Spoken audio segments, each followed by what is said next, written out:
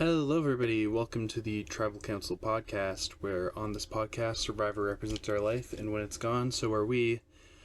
My name is Ethan Kronk, and I am joined by my co-hosts Connor Boudreau and Jessica Stritter. How are you two doing today? Tired. Doing quite well myself. Jessica's tired as per usual. Well, today we have a very exciting episode because we are talking about the premiere of Survivor 50. And, as much as I would love to do a little preamble about how monumental of a season this is, we do have 24 players to talk about, so I think we kind of have to just jump right into it and start talking about the first boot of Survivor 50, Jenna Lewis-Doherty. Now, Jenna was somebody who I was pretty high on coming into the season. I thought that her old school experience, combined with the fact that she's been a consistent fan throughout the New Era seasons, and that she, has kept up with the game and understands the more modern game, would be a good combination for her to play the game well and go far and maybe be underestimated. But unfortunately, I was wrong. She did not play this very well at all. And do one of you two want to sort of explain what happened with Jenna? He stepped foot on the island and was all guns a-blazing. Let's play this game. And usually people are not a fan of that attitude right off the bat, especially if an immunity challenge hasn't even happened yet. And, I get it, it's season 50, but I don't think, especially considering a lot of players haven't played Survivor in a long time, I just think that it's not the right approach. Ever. No. The general rule of thumb is that you want to work on forming connections and procuring allies before you ever start throwing people's names out, because inevitably if you're throwing out names to people who don't necessarily trust you, that just gives them more of a reason not to trust you. Sure, you're not throwing their name out, but they don't know that they want to work with you, and now they have dirt on you because you've given them ammunition for them to go to Suri and say, hey, Suri, Jenna's throwing your name out. I mean, we kind of saw Christian do that, and also, I'll say, throwing Suri's name out, in particular, so early, is kind of a risky move. She's kind of known for being pretty difficult to target, just because her social game is as good as it is, and I know that was kind of the point. She wanted to throw out Suri's name right off the bat, because Suri's this big, strong social player who can sort of wiggle her way out of situations, but it's just you can't be coming at Queen Suri and expect it to not go south for you. Yeah, she kind of picks the worst person to target and does it in one of the, unfortunately, worst ways possible. Too aggressive, way too early, hasn't secured numbers, hasn't secured alliances. Oh, and of course it's Suri you're going after, who is, infamously the queen of surviving these situations. You would have had a better chance, in my opinion, if she did try and form some of those relationships or a little bit of trust before throwing out names, but she just didn't have any trust with anybody. Yeah. So everybody was just flipping on her. Everybody that she talked to. I mean, people even considered targeting Suri out, and I think maybe it would have gone through, you're right, had Jenna form those connections first. But I guess the other thing to touch on is the fact that Ozzy was just so protective of Suri, and that can usually be kind of dangerous. There seemed to be a sentiment, particularly from Christian, that they wanted the vote to be unanimous, so the only way to do that was to vote out Jenna. Moving on, we have Kyle Frazier, and not much to say about Kyle's game other than the fact that despite coming in as a previous winner, he was shockingly well positioned on his drive. Unfortunately, ruptures his Achilles tendon and is medevaced. It's really tragic. Kyle's honestly the winner that I was most interested to see go far this season, so I'm definitely pretty devastated. But that's the type of thing that can happen on a returnee season. You go in super excited to see one of your favorite players play again, and then they just get medevaced, and it's tragic and it's sad, and it made me want to cry. I was excited to see Kyle play, but I guess I'm not as sad about it because he did win rather recently, so I wouldn't really say that a huge opportunity for like the money and everything was taken from him, but it is unfortunate that we didn't get to see him play because I do think that he was getting his game going pretty good. He was positioning himself rather well. I mean, an opportunity to cement a legacy, being a previous winner and coming back so soon. Had he made it far, he would have cemented himself as like a clear, like Mount Rushmore player for the new era. And now it's just kind of like, we know that he was playing well on season 50 for the one round that he actually played of the game, but coming in 23rd place, being the first player to ever do so, is not necessarily great for your legacy as a whole, so it's still unfortunate. But I don't think it's the worst thing ever for his legacy. Like, I feel like he still has the opportunity to come back and everything, especially considering I know that a lot of people were excited to see him play. Yeah. I mean, I'll say I was definitely one of the people very excited to see Kyle back. I know there's a lot of people that might have said, hey, he was fresh, he's a winner, why do we bring him back? Because he had something to prove. He had to prove that he was one of, if not the best new era players, period. That was something that he could have done in this game. He gets to, let's say, Final 5, Final 4, Final 6, heck, even maybe Final 8. He puts himself in that conversation. He moves himself up potentially in terms of all-time rankings in general. And ultimately, we're left with the most disappointing possible outcome. He doesn't even get a chance to prove anything because he gets medevaced off of a very serious but very understood, like a misunderstood injury, because a lot of people don't realize how devastating an injury to an Achilles can be on someone's livelihood. Very disappointing ending. As an update, Kyle fully ruptured his Achilles tendon and couldn't walk for months. So it's definitely good that they got him off that island, but yeah, it's tragic.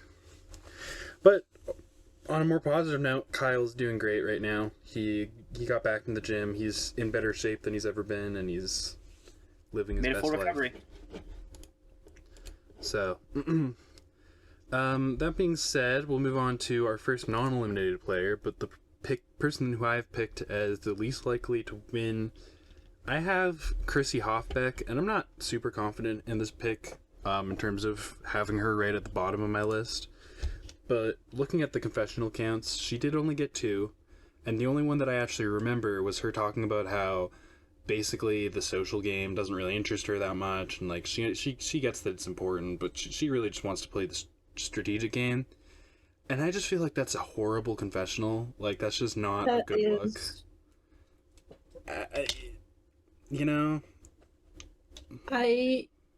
I'm going to preface everything. I want to preface everything that I say by also saying I was extremely sick when I watched this episode, so I might misremember a couple things. I don't remember, like, anything about Chrissy. Yeah, it's also worth noting Jessika hasn't seen HVHVH, so she doesn't know Chrissy going into the season. That's going to be the case for a few of these players. Yeah, Connor definitely knows her a little bit better, so I don't know if you have any insight on her being at the bottom of my list here. Yeah, I can speak to that as well, on my own rankings as well, which not so much as focused, because I know that's definitely not as accurate of rankings to probably get. I do also have her last because simply A, the game she plays is very difficult to repeat with returning players. B, the content she gets is really not that positive towards a likelihood of her being a winner. She could go far. I mean, from what we're shown, she could absolutely be like the last peach, the hitch on a wagon in a constructed alliance that goes far into the game, and maybe she gets targeted out early. But I just I don't see anything promising given that, yeah, two confessionals, and they're entirely related to, oh, let's try and do something that I've not done before, and then no content surrounding actually doing that insignificant portion, because she is then shown talking to coach, hey, let's work together. We got to work together. We got to figure something out, blah, blah, blah. And then coach is like, okay. And then nothing from him about it. Not one word about it. He doesn't show any positive content about it. And it's like, she's trying to potentially reach out to someone who's clearly showing no receptive, positive interest in this idea whatsoever. Especially given how high up coach is going to be in our rankings throughout a lot of the season, I'm sure. So I just don't see Chrissy's game in a positive light yet. Yeah, it also doesn't help that. Yeah, it really doesn't help that like she's part of this alliance with Coach and supposedly Jonathan, sure, but we just don't really see much about this alliance being like a real solidified thing. So it kind of gives me pause. And then the other thing that I wanted to point out before we move on to our next player is that we have two women on this cast who hold the like tied record for most individual immunity wins, and we only really heard one of them touch on that in this first episode, and that person being Savannah.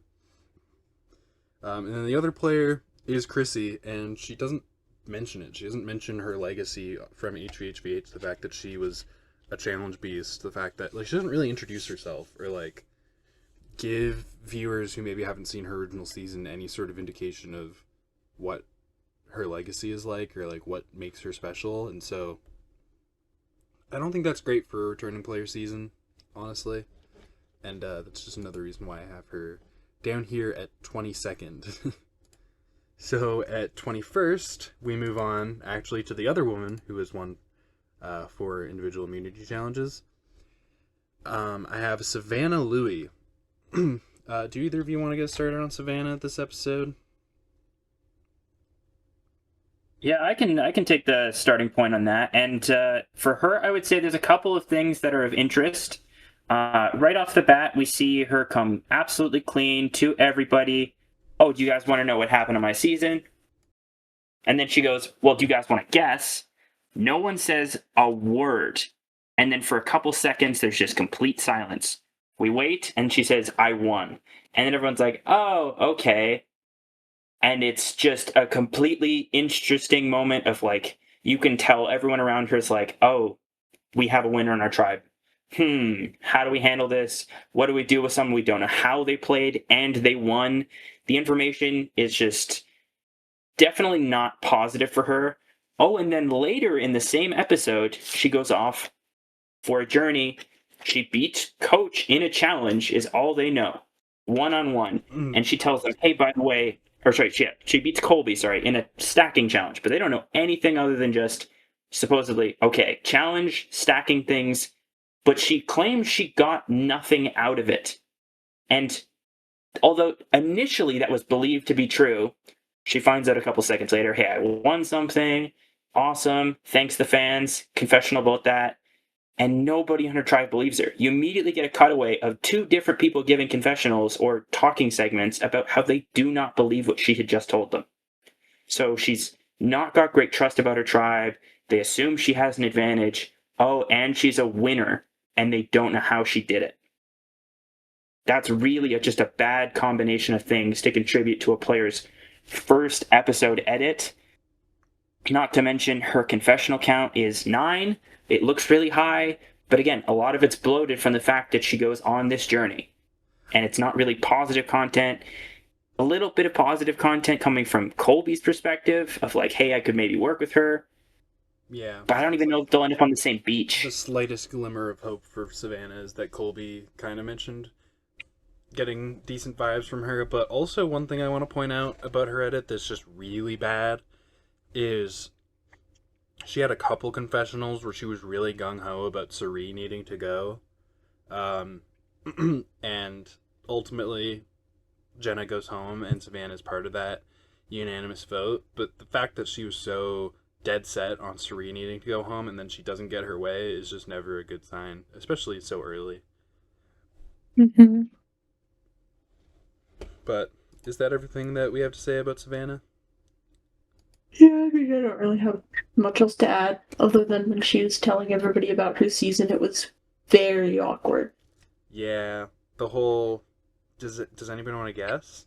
It's like, yeah, and she's like, I won, yeah. It's just, it just sets a vibe for the rest of her game to me. Like, it's just, I don't know. This is, She's a big unknown to everybody. and I'll say like I'm not super high on Savannah as a player having potential to win. Like even as like a first time player, like I don't, aside from her obvious immunity, um, abilities, I just don't feel super high on her as a player, on her ability to win most seasons, and I think she's really demonstrating her flaws as a player in season 50 more than anything already right out of the gate. So, I'm gonna be honest, in her season, part of the reason why she did so good is because she had such a strong relationship with Rizzo. And so far it feels like I don't know if she'll make some strong relationships a little bit in the future, but so far it feels like she's just not vibing with people enough. yeah, Like, and I also find that her personality type is not necessarily, I don't know how to put this without sounding mean, I guess. She just doesn't have the easiest personality type to get along with or understand at times, in my personal opinion.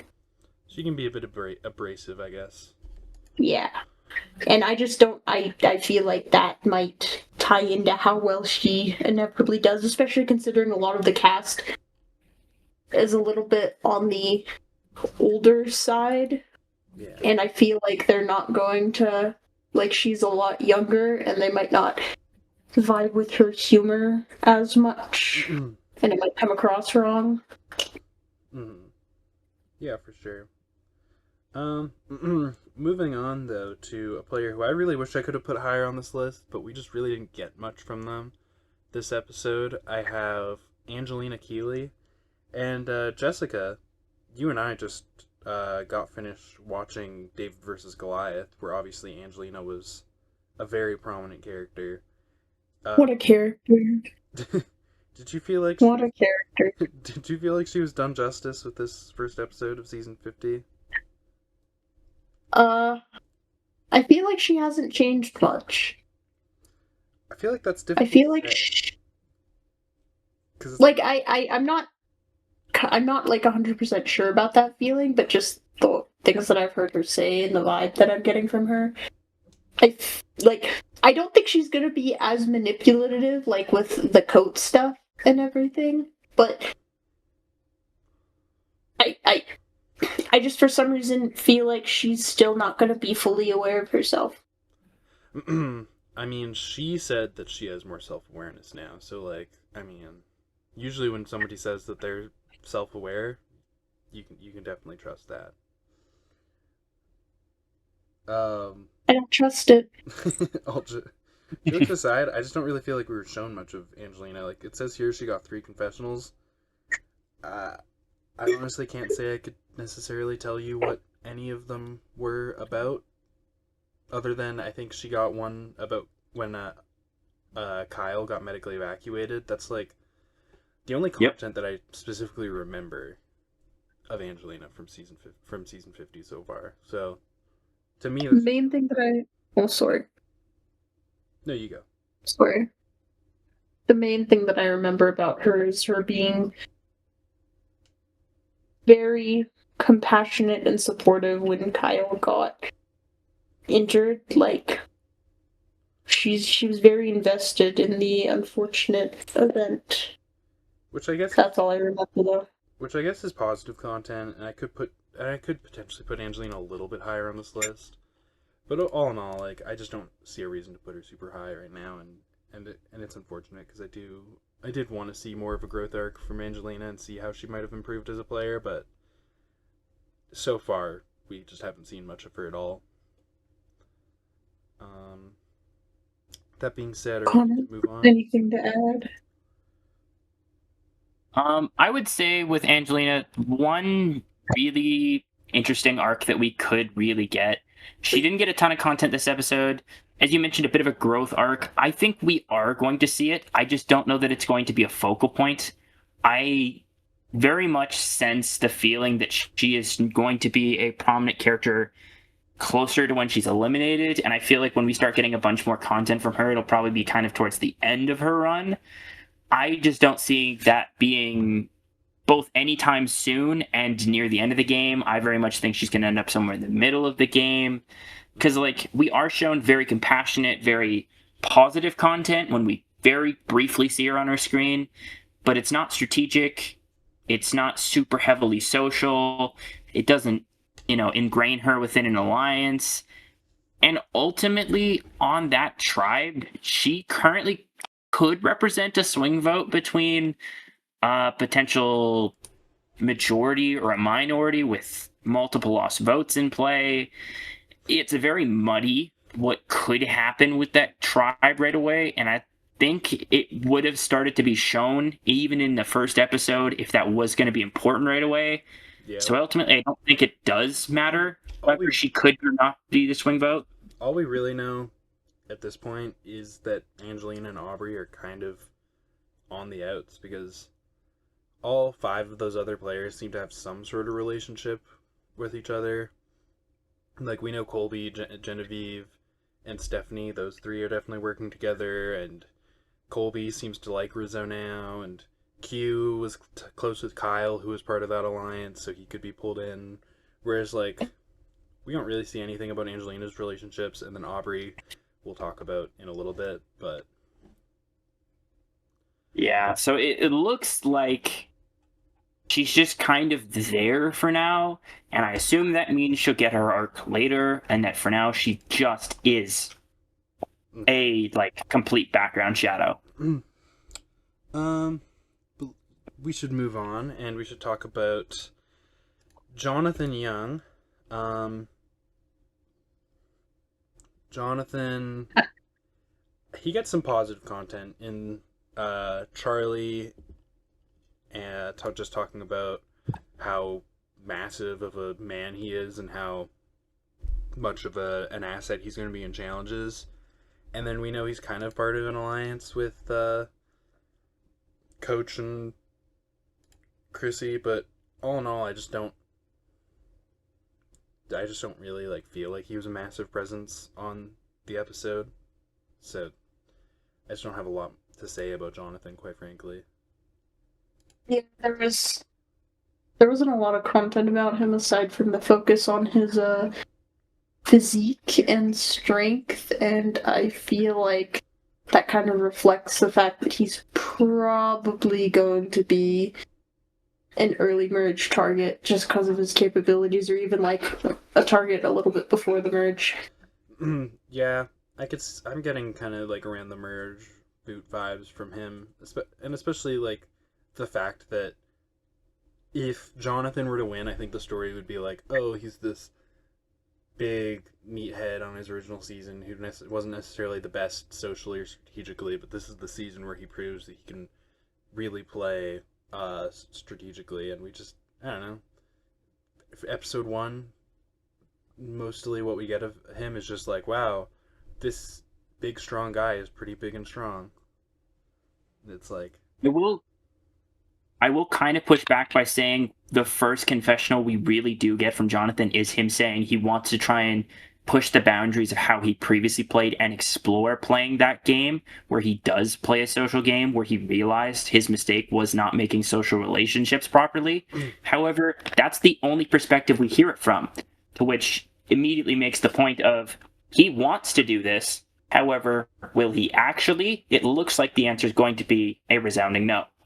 Yeah, it's kind of like a contradiction, you know, where he says that that's what he wants to do, and then for the rest of the episode, we get, wow, Jonathan's so big, he's so strong, he's so big. Wow, we have the strong guy on our team. Yay! Yeah, so it's like, I don't know. That just doesn't leave me with a ton of confidence for Jonathan. Um, but that being said, we now move on to finally number 18. We're down to the normal, size of a new era cast.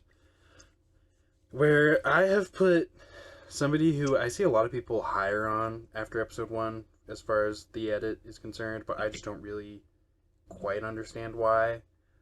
I have Stephanie LaGrossa Kendrick. Now, Stephanie does get a solid amount of confessionals this episode, but quite frankly, I do not remember a single one of them. And maybe that's because I just really don't like Stephanie and have blocked any content that she got this episode out of my mind. But the only thing that I truly remember of Stephanie was Colby coming to her to talk about how much he does not like Rizzo, which is just like kind of Colby content, and then Colby turns around and likes Rizzo anyway, so it's like whatever. She's part of an alliance, we know that, but it's like, I don't know. What maybe Connor is somebody who is more of a Stephanie fan, at least as far as her appearance on the show is concerned. Do you remember more of like what her content was? Yeah. Again, preface by saying, as a player, I'm a little higher on Stephanie than either of you two will be. And even I don't have her much higher on my list. It's a couple spots, but it really isn't all that impressive aside from the raw number. When you look at just the base stats, the facts, they look good, but it's fairly empty. To bring it to sports terms, something I'm very familiar with, empty calorie stats, right? They're filler numbers, a lot of confessionals, but it isn't her narrating someone else's game or people narrating her game, which I find super important for especially the early couple episodes. It's her exclusively talking about, this person said this about me and I'm happy with it. She gets one or two confessionals where it's like, this person came to me and now we're in an alliance together. That's not adding information. It's very filler. It's not giving us why are you playing a good game or exciting reasons to think that you're going to do well. It's providing kind of the sense of, okay, she's going to be key for someone else.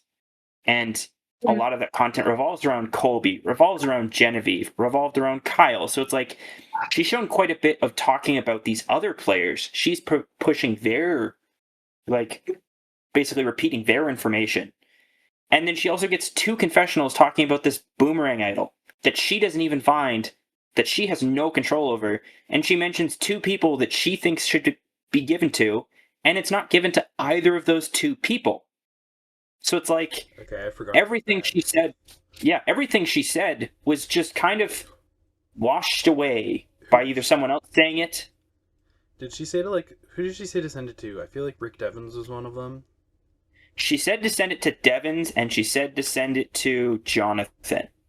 I believe it was. It was two threats. Absolutely, like, big threats that I mean, I can see were not Aussie. Send Aussie. it to Jonathan. That wouldn't really make much sense to me, But it made sense to her, which is why, again, that information just immediately gets kind of, cycled out. And very quickly we go, huh, we're sending it to Ozzy, who was the first name that Genevieve says. And Stephanie's like, yeah, but I think Rick would be a better choice. Who cares? And that was the only one that Genevieve seemed to kind of mesh with, because when Genevieve then goes to do her final confessional before it's sent off, she says a third entire name, which was Tiffany, and when Stephanie hears Tiffany, she goes, I know nothing about her. So she also then states that she's not aware of all the other players. She also isn't watching the show, apparently. So there's some very good things that we get. Clearly, big alliances. Clearly, she's well enrooted with other players that look to be like key players for the entire season. However, she is given the least important content regarding that whole circle. She was too busy going on anti-Semitic rants about Eliza to watch season 46, so I get it. Aubrey, I don't know. She mostly just has the weird moment with Genevieve that I don't think looks very good on her. Like, Genevieve seems to be kind of open to trying to have some sort of positive connection with Aubrey, and Aubrey's just like, what if I make things weird and awkward for no reason? You know? It's one thing to it's one thing to say like, "Oh, I think that this person is a threat and I don't want to work with them necessarily. I don't trust them." It's another thing to like look them in the eye and be like, "Yeah, we're going to be rivals. Fuck you." It's so Yeah, unnecessary.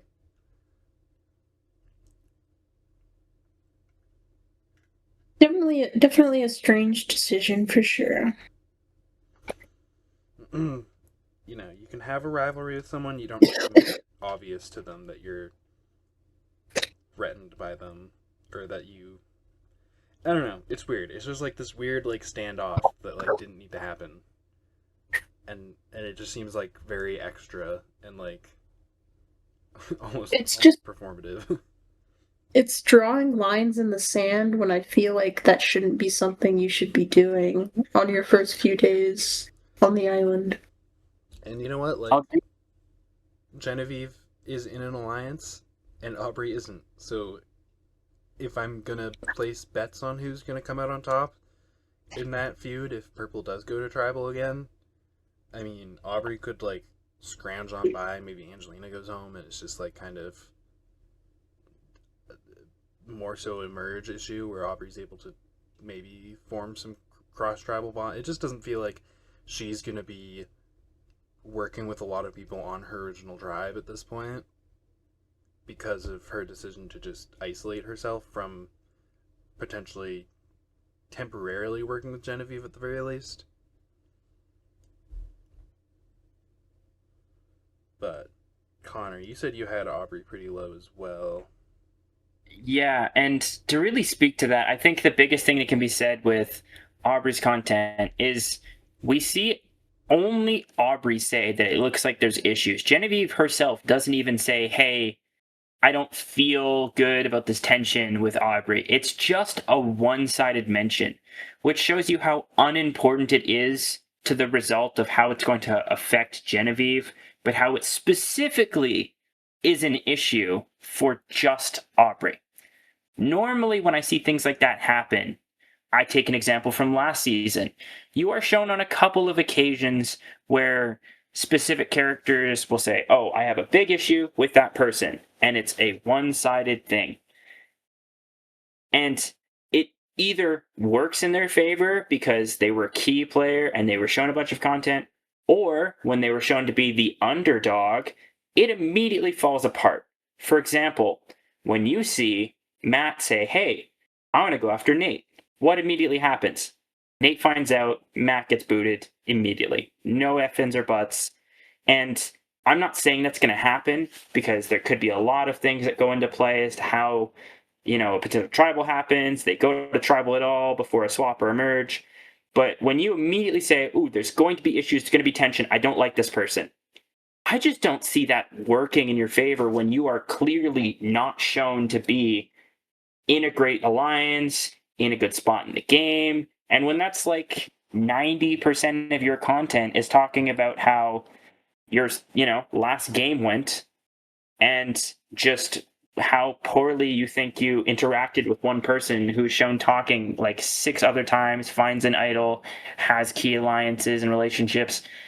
It's just a very unfavorable edit for Aubrey thus far. Yeah, for sure. But we move on to number 16, where I have D. Videres. And D, she comes into the season as a previous winner and has that target on her back, obviously, from that. Um, I would say, like, I'm surprisingly confident on her ability to potentially shake that target. She has a seemingly pretty strong alliance with Tiffany and Camilla, and I do kind of think that she has people on her tribe, like Charlie, who know that it's in their best interest to keep the big threats around. But at the same time, she has already been talked about as someone who potentially needs to be targeted. So that's not necessarily a good sign. And she only has one confessional, which also is not a particularly great sign. But I at least think that her content, as minimal as it was more memorable than some of these people below her who actually may have technically gotten more content. So that to me is a good sign. The fact that she's in a solid alliance is a good sign. The fact that she is being pointed out as somebody who's threatening, despite the fact that I don't necessarily think she's going to be going home super early unless something crazy happens, or maybe, Mike and Charlie decide that she needs to go for one reason or another. She has some things working against her pretty significantly, but she also has some things working for her. Whereas a lot of these other players below her don't really have anything that I can say and point out as like a major positive, which is why I have her down here. I will say, from my perspective, it's not all too different. I do have her a spot lower on my list, and there's only one player that I've moved above her, and it's a bit of a significant jump from your list. But I can't say that there's necessarily a whole lot to talk about because, again, she gets one confessional. And a lot of her game is narrated through the eyes of other players, which absolutely is a redeeming factor, or the reason she could be a pretty early boot. And I'm more hopeful of it being the former, not the latter. But absolutely, there is a world where she could tear through a lot of this game, end up being, a late game player. I just don't think that means a winning result. I think we were just not given enough, especially for a 3-hour premiere. One confessional leaves me with very minimal hope that you are actually a winner of that season, given how a completely wild card start for an edit that would be, I would go down as one of, like, the per minute edit ratio, I'm sure, is completely unheard of for 3 hours to get one confessional and then go on to win. Maybe what, 1 or 2 other people? That is so like that is a fair point for sure. Jessica, D is the only winner coming into the season where you haven't seen the original season. We didn't really get much content out of D, so I guess this isn't really a question that you can maybe answer, but how do you feel about D so far? I'm so sorry. I genuinely do not remember anything about her from the episode. That's fair. She only got one confessional, so we'll check in again next episode. Yeah, I'll update you guys next time.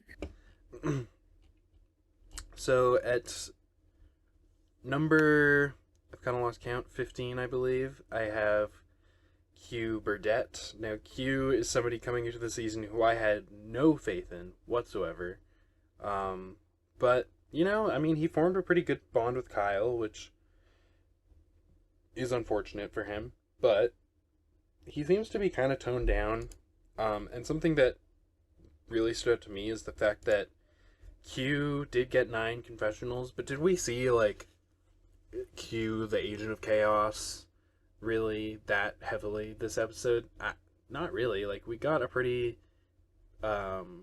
down-to-earth, normal version of Q, which to me is a good sign, because I think if Q were to be in any way an early boot, we would be seeing chaotic,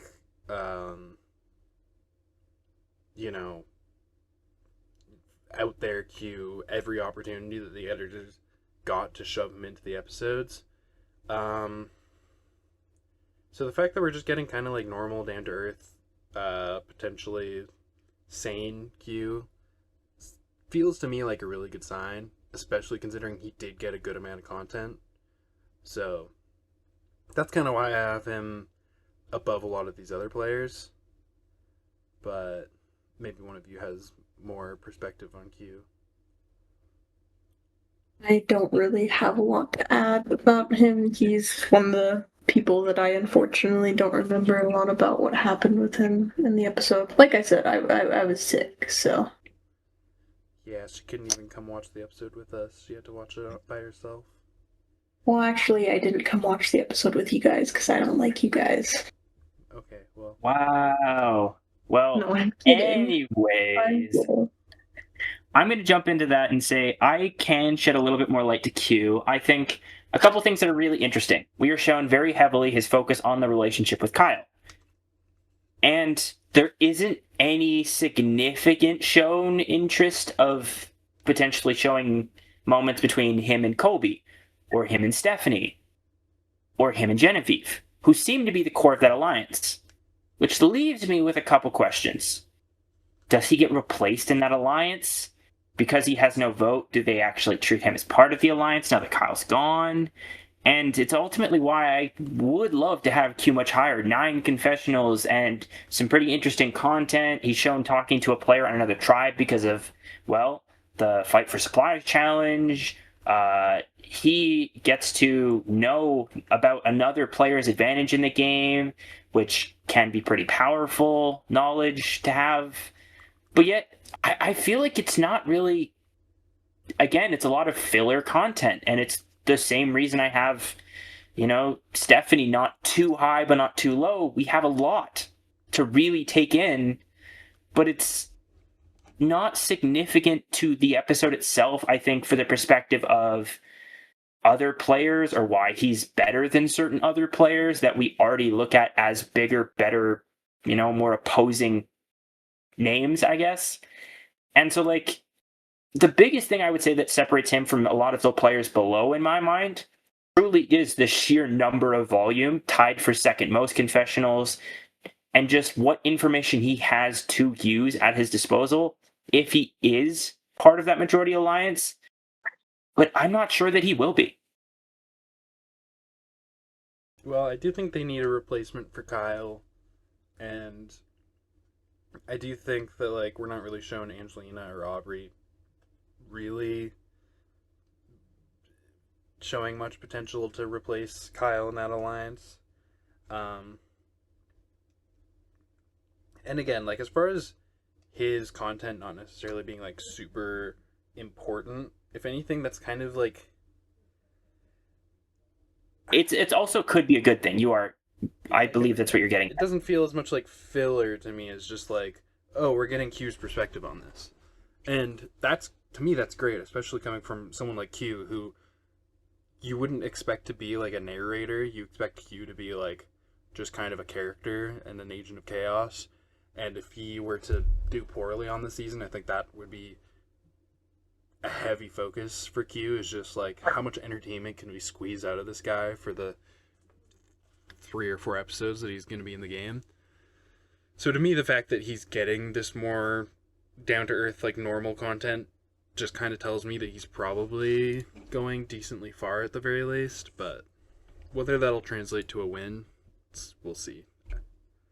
I will quickly and slightly push back by saying he does somewhat start his original season as a fairly normal, very down-to-earth player, and it takes a couple episodes before he really breaks into Chaos Q.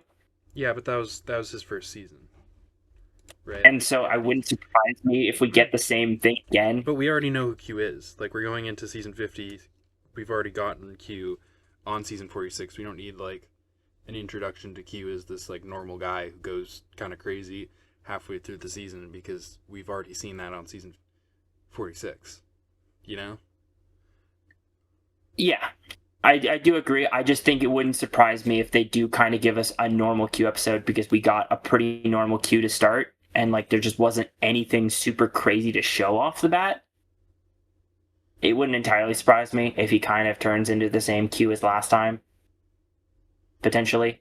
Yeah, but knowing Q, he definitely went out of his way to deliver some cancel Christmas, big mistake,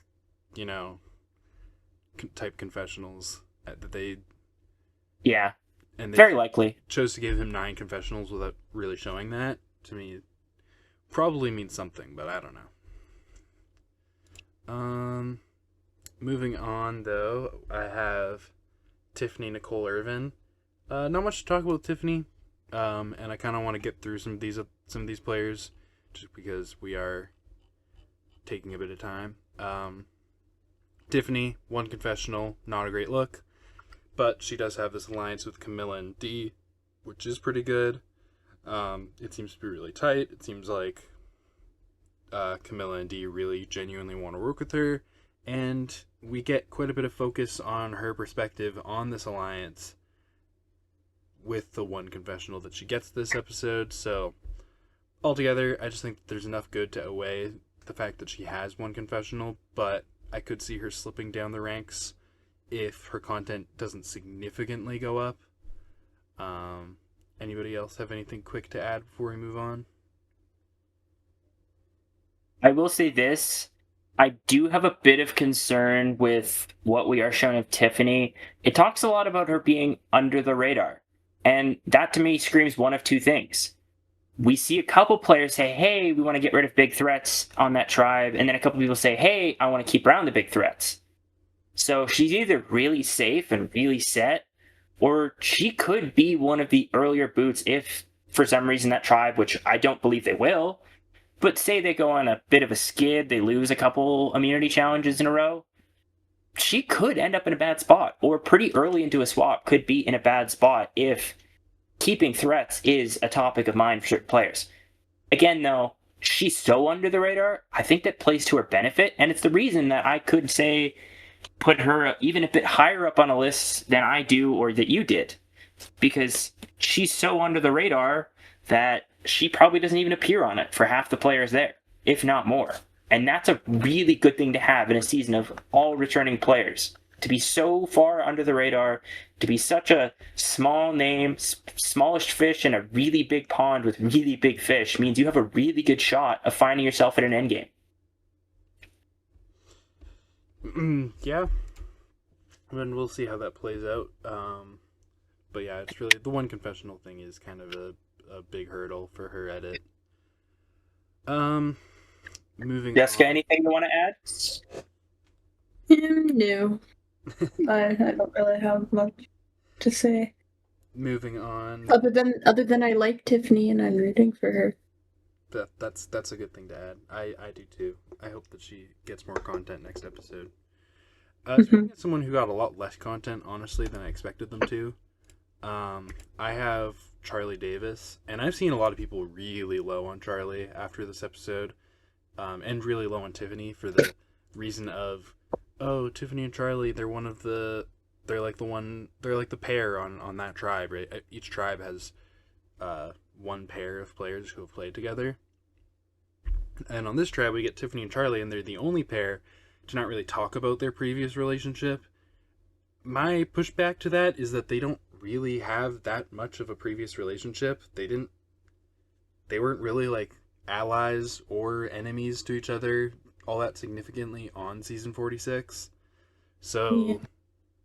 I just don't know really how much there's to talk about for them. Charlie gets some good confessionals, mostly talking about other people, primarily Coach Jonathan and Mike White. But really I do feel like his content isn't great, but he gets a decent amount of it, and I just, in general, have a lot of confidence in Charlie, and he seems to be in a somewhat decent position, so that's why he kind of lands near the middle of the list for me.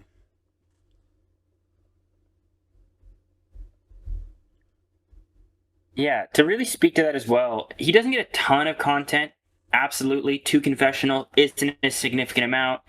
But you do also get some other, like, filler background scenes that, if you overlook them, might not seem that important. But you immediately see things that I could potentially say, hey, maybe this turns into something, with, like, the kind of goofy moment with Coach and Charlie with the toe ring, and that whole scene turning into, a goofy little moment for Coach. It looks like it's, something we're expecting to see it of Coach, but we aren't necessarily expecting it to involve Charlie. So to get to see his goofier side right away off the bat, I see as a bit of a positive, more than a lot of other people that are very low on this list. And then again, he's in such a great spot. You see a couple of sides form to, distinct trios, where in the middle you just see Charlie and Mike White, who, for very different reasons, potentially wanting to keep different players or potentially the same players, being in a bit of a driver's seat situation. So at the very least, he doesn't look like he's the super power player right off the bat, but he also looks like he has a phenomenal spot to decide how the tribe goes in a tribal situation should there be one before a swap or merge. Yeah. And do you have anything to say about Charlie after this episode, Jessica?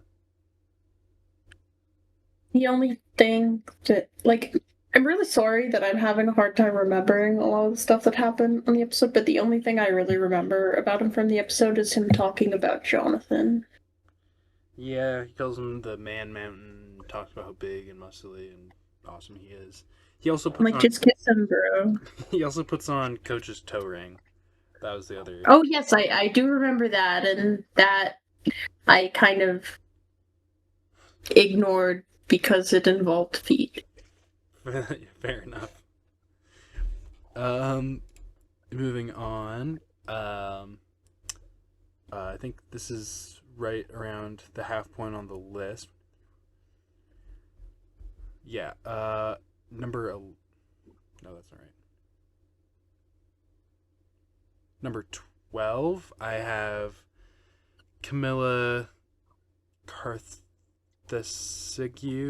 I need to remember how to pronounce her last name, but I'm very sorry.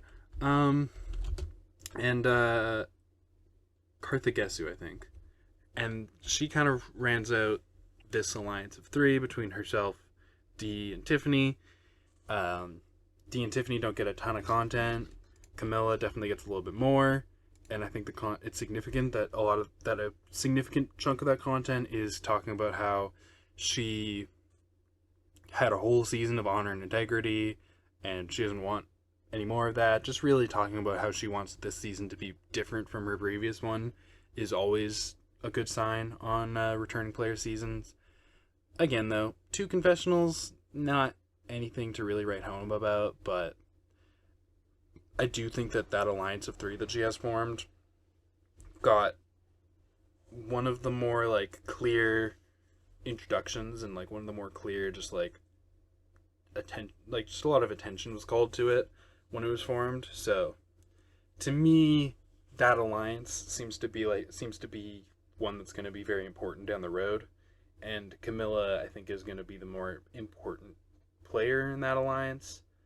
But again, 2 confessionals really isn't an amazing look.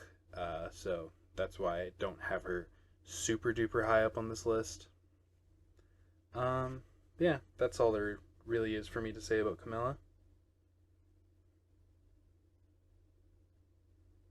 Yeah, to kind of put my spin on it, I have a different outlook. I don't know how important that alliance is going to be for all 3 players, and I kind of mentioned this before off camera a little bit. It was something that I looked at as like, okay, Camilla seems well and rooted in the alliance. She doesn't look like she's the lowest threat on the totem pole within the alliance. She doesn't look like she's top threat on the totem pole, and she looks like she has the trust of both players.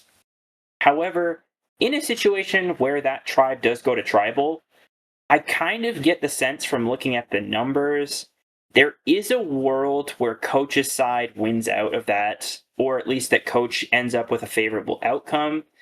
And I see a world potentially where if there is a tribal that happens, I could see one of Camilla's trio going that isn't Camilla. I think that she definitely gets the best edit of the trio, and that regardless of the importance of that alliance itself, needs to be a step above the other 2. But again, such little content. It's pretty much just talking about the alliance itself and a little bit of what she's previously done and what she wants to change for this time through her own eyes. And it's honestly just a step above for me, I guess, like the middle of the road, because like I don't see that being enough to make me think she's a winner yet. She's definitely not out of it. She's a horse in the race for sure. But I think of that trio, she's definitely the one to keep your eye on if there is a significant change in the dynamics of that tribe. Yep. And anything else to add before we move on? I just want to say really quick, I'm having, like, the last half of this list, I'm having a really hard time remembering a lot about the episode in relation to them. That's okay. I am kind of getting a little tired here too. I apologize. It's okay. Okay, well, we will move on. Um, and at number 11, I have Joe Hunter. Um, honestly, Godfather. Joe's just kind of was just kind of there. He didn't really have seem to have a strong opinion about who went home. Um, so that can be a blessing and a curse in that it's not like he was heavily pushing one person only for that person to stick around, but he was also, I don't know, just doesn't give a ton, which is why I kind of have him as the lowest person other than Savannah, obviously, from the Orange Tribe. He does seem to be part of kind of an outside part of this alliance between Christian, Emily, and Rick, where he's sort of maybe the fourth in command to that trio. All in all, though, I don't have a ton to say about Joe. He got 4 confessionals. It's a good, solid amount. He was part of the plan at the end of the day, and he didn't really have anything negative to call out about his episode, so he ended up just landing here near the middle, but a little bit higher up. Yeah, I think he's at a decent middle ground. There wasn't necessarily anything bad. There wasn't necessarily anything amazing either. It's just Joe. Yeah, just Joe. Yeah, and something that I can really add, because there isn't a ton to add with what we get of Joe, is we see one thing that I found a little interesting is that he starts talking about how he felt almost duped by people in his last season. And it's like, okay, you say that, but then immediately the turnaround is let's just kind of buddy and nuzzle into a group and kind of be just a number within a majority again. And as much as I have him really high up on my list for now, I don't know that he's going to stay high up, because I think he kind of does benefit from being at Tribal and getting to say, hey, look, both options are threats, and doesn't really have a negative thing otherwise. But if I'm really going to nitpick, it's that he says, hey, this is how I felt about my last season, and then he kind of looks like he's going to fall into the same spot again, potentially. I mean, my counterpoint to that is that the real duo that was supposed to be kind of covert on this tribe was Suri and Ozzy, and Joe does see through it. So it's I mean, I don't know. If your point is, it kind of if your point is basically that he. My point is more so that it feels like he's just going to end up being a number further down the chain this time, and not be a key piece of an alliance, but just be there while an alliance exists around him. Instead of being. I just don't really think that contradicts what he said, because his whole thing was that he was duped by this secret pair that he wasn't aware of. And so, yeah, but instead his overreaction is to completely focus on that for now, but yet that's not what ends up happening at the Tribal.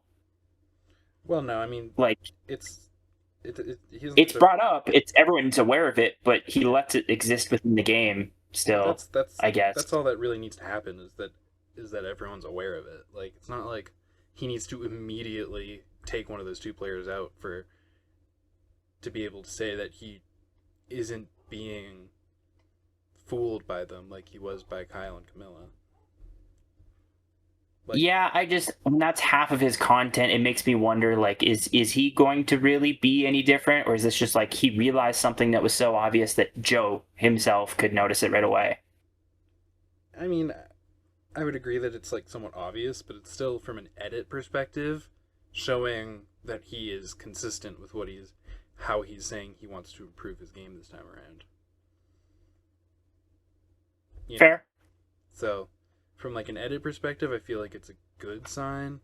Sure, it's not the most. It's kind of a no shit Sherlock moment when you really look at it, but it's something for him.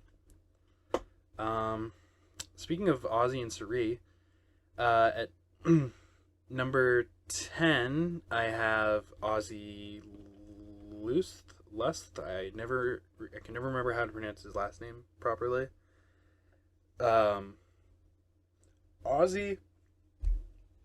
had an astounding 19 confessionals this episode, which is the main reason he kind of had to be somewhat high on the list, but also couldn't really be at the top because that might be too many confessionals, quite frankly.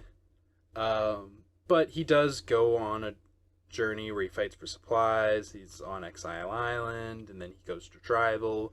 Like, on top of being like a clear like CBS favorite who like they would want to show a lot, and being like this legend of the game, and he just, there were so many things stacked for him to get like a ton of confessionals, that I'm not gonna call like overexposure right out of the gate. We see him talk about, I think the main thing that I want to say about Ozzy as far as positives is that we see him talk about how he recognizes that the game isn't all about winning challenges and catching fish, and how he wants to try to play more of the social and strategic game. But we also get people talk about how Ozzy is like, surprisingly humble. Like, he's definitely grown since his first few appearances where he's this cocky, arrogant guy, to where now he's saying, I want to play a better social game, I want to play a better strategic game, but I also am aware that those aren't my strong suits. So I'm going to try to work with Sri because I know that she's good at these aspects of the game. And I just feel like that represents like a major growth for Ozzy. And I see him playing a very different game this time around. Unfortunately, he does still kind of suck at those aspects of the game, to the point where he, in trying to protect Suri, just makes it incredibly obvious that they're working together, which ends up putting him in the hot seat. And I could see him going out pretty soon, aside from the fact that he has an idol, which is he could potentially use to save himself, hopefully. But we've seen him go home with an idol in his pocket before, so who knows?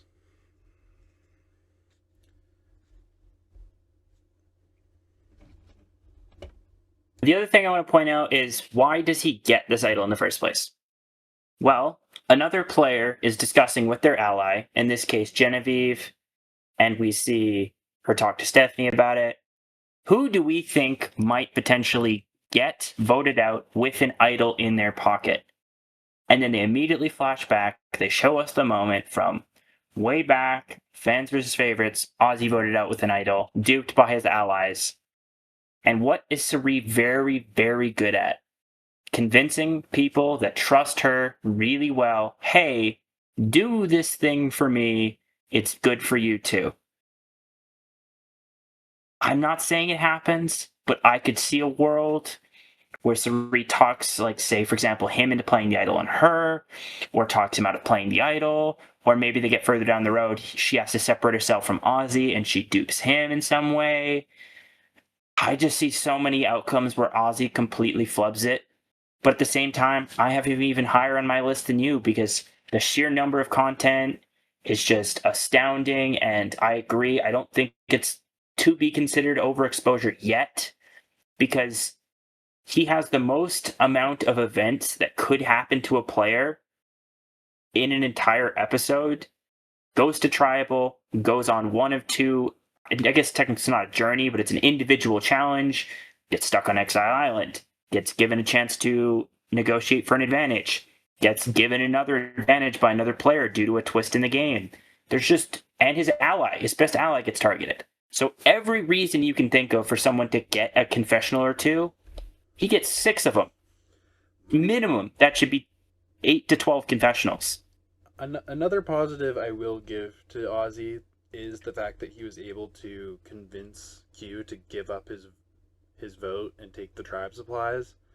I think that shows kind of Ozzy being better in the social game and playing it a little bit harder than he was last season. And I think that's kind of some consistency with him saying that he wants to try to play that aspect of the game more so than he has in his past 4 seasons. Now, I, for one, at the end of the day, no matter how much he improves this season, his gameplay, holy shit, it should not take you 5 seasons to realize that this is a social strategic game. But whatever. I'm glad to see that we're finally getting a new version of Ozzy than the Ozzy we've gotten for 4 seasons now. Change may be slow, but it happens eventually. Eventually. It happens when you're like 40 something years old, apparently. Funny thing that I do want to point out, Ozzy made the merge on his most recent season, Survivor Game Changers, I believe, if I'm not mistaken. And he got more confessionals this episode than he did the entire season of Survivor Game Changers. Really? Yeah. That's crazy. He was literally purpled on Survivor Game Changers, which is to say that he got fewer than 1 confessional per episode on average. So it's not like super duper surprising considering he got a ton of confessionals this episode, but it is still pretty funny, and it does make me wonder why they brought him back in the first place. If they were considering last season, he literally got 0.09 confessionals per episode from the looks of things. Yeah, actually, he got more than double the confessionals in this one episode than he did for the 9 episodes that he was on Survivor Game Changers. So that's pretty insane. Very much so. First, I'm going to ask. No. First, I'm going to ask what your impressions are since you hadn't seen her previously, Jessica. What do you think of Emily so far? I was just gonna say I remember her being relatively important and having a little bit of sway in the tribe, but other than that, unfortunately, I don't remember too much about her. She wasn't super notable to me simply because she isn't one of the people that I knew previously. I need some time to get to know her. Yeah, I guess in context, like on her original season, she came out of the gate calling out Bruce because he was coming back from Survivor 44 because he was medevaced on episode 1 of that season, or on day 1 even. And so they brought him back, and immediately she calls him out and is like, hey guys, this guy's played before. Like, yeah, sure, he didn't even play for a full day, but he went through all the preseason stuff and blah, blah, blah, blah, blah. And it just rubbed a bunch of people the wrong way. She was very negative and just rubbed a lot of people the wrong way. Super early on, she became a target, and she was on a disaster tribe. But then she somehow manages to be one of the last 2 people remaining on that tribe because the sort of de facto leader of the tribe just decides to take her under his wing and be like, hey, I'm going to teach you how to be a better Survivor player, and then we're going to be a great duo. And it works because she ends up swapping onto another tribe where she actually puts those skills to the test and forms some good allies on that swap tribe, and then makes it super far in the game and plays pretty well for the rest of the game and like grows a ton as a person. So, and she also outlasts that person that tried to help her in the game. She gets further than he does. So like she really develops as a character because of information she's given and how to play a potentially better game. So she knows how to grow. That's a good sign. Yeah, and she's coming into this season now with the skills that she learned from her previous season, but and yeah, I mean, she forms a solid connections with Rick and Christian, and I think it's gonna play out really well for her unless something crazy happens and she gets idled out by Ozzy or something, or Suri finds some reason to make her public enemy. Emily's just in a really good position, and I think that she's following up on her growth arc from Survivor 45 really well. That being said, I would like to move on and would talk about the legend herself, Suri Fields. Suri does find herself in some hot water this episode. She is the target of Jenna. She is discussed as a target from the Power Alliance on her tribe. She's not part of that Power Alliance on her tribe. She has this duo with Ozzy, but it's very obvious to everyone. I just feel like Suri gets all the right content where she, you know, first of all, she's targeted and immediately she's told, like, hey, somebody's targeting you, I think is always a good sign. She kind of proves that if you go after her, you're putting a massive target onto your own back, and that's something that should obviously be a pretty major positive for her. The fact that Ozzy is like so just obsessed with wanting to work with her that he fights tooth and nail to have her not be the target is not necessarily great for Ozzy, and technically the fact that it does telegraph her alliance with him to everybody isn't great for her either. But from like an edit perspective, just seeing somebody being willing to do that for her is really good. And she immediately acknowledges, like, hey, the way that Ozzy is playing, the way that he's handling the situation is kind of making our alliance very obvious. I'm going to need Ozzy to, step things up and stop calling so much attention to us. So even though this situation isn't necessarily great for her, we see that she's very aware of it. And again, just from an edit perspective, purely, that is a really good sign. So there's just a lot of things pointing to Suri maybe not being in the best position in the game, but her edit so far to me has been very strong. So that's kind of that's kind of the main reason why I have Suri as high as I do. I think I can even jump on the back of that a little more. Not only that, she's played with Ozzy multiple times before, and she hasn't consistently been proven to work with the guy, even when she started on the same tribe as him.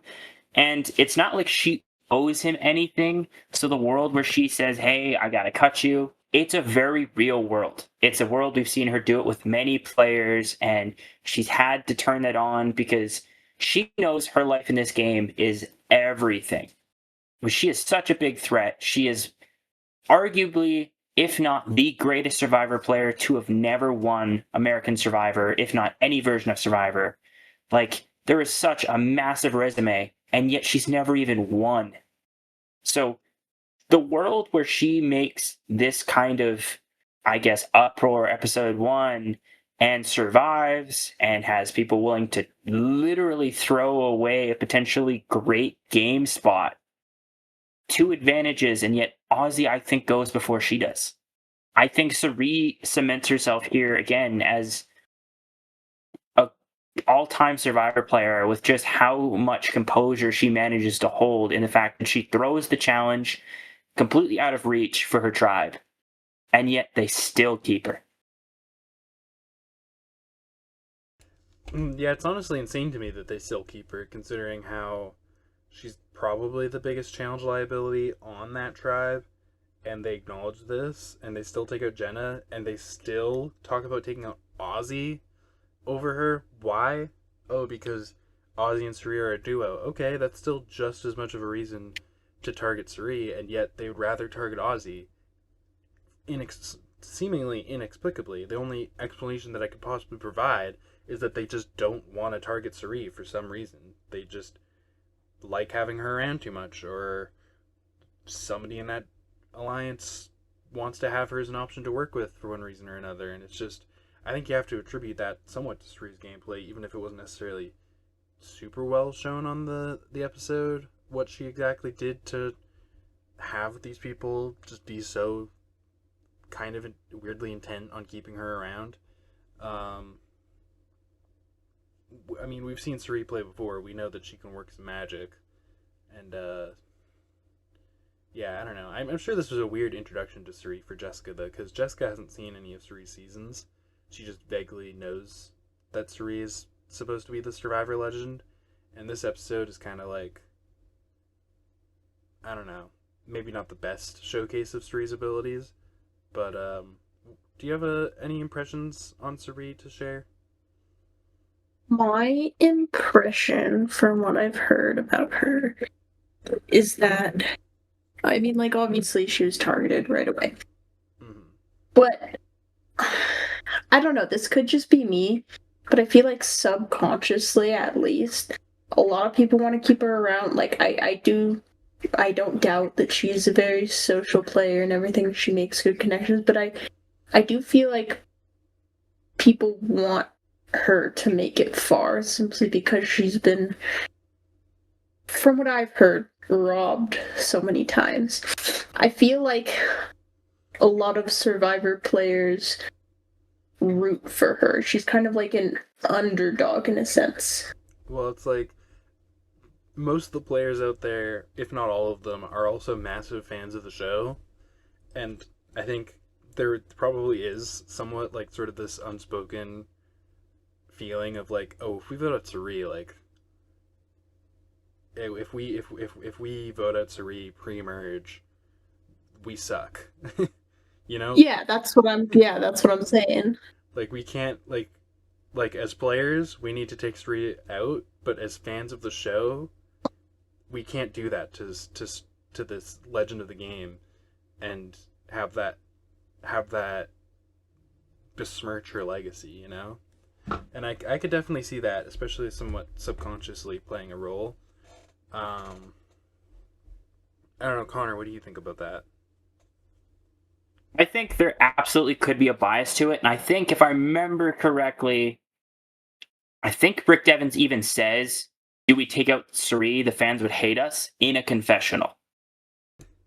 Yeah, that is true. I do remember him saying that. So, like, there is a clear bias. Other players want to have Suri around. I don't think that will last the whole game. I know someone will cut her eventually, and it will be ruthless, I'm sure. But I guarantee you she lives longer than she has any business living, considering there is a very fair case to say she should already be out of the game. She she literally has plot armor. Like Yeah. they're like, we can't take out Suri because this season, like immediately, the quality of the season just plummets if Suri is like one of the first five people out of the game. You know? I mean, ironically, so does it with Jenna, but so much different levels. Yeah. I do think that most of it too is like everybody really wants, like, it's not only that they want to see her go at least a little bit far.